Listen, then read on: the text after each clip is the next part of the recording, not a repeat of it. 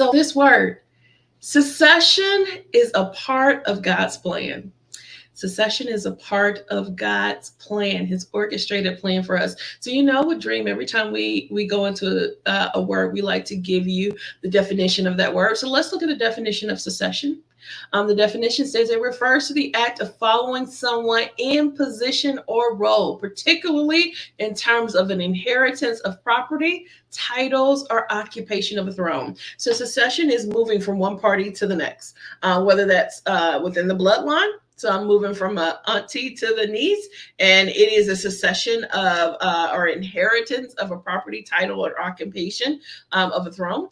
It's succession within a role. So maybe you move from this entry level position into this lead position into a management position. It is succession like that, and that's generally where we see this. Otherwise, in titles, succession in titles. So I am the prince, but I'm going to give this title to my son, who's going to be the prince once I pass, or once I transition out, or once I get too old, or I'm no longer able to act in these duties, then it will move on. But I want you to think of this as a form of sowing and reaping. That's what I want you to think of it as. A little bit different tonight.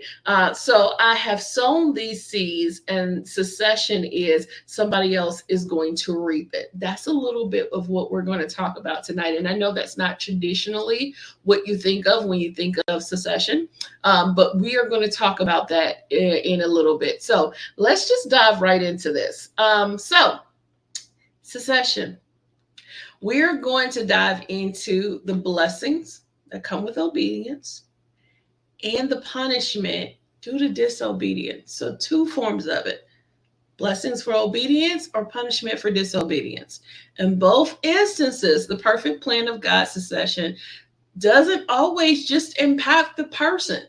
Sometimes it impacts generations by one person's decision. So one person makes a decision, and then generations later, you're still reaping from that decision. So when I said sowing and reaping, that's what I mean.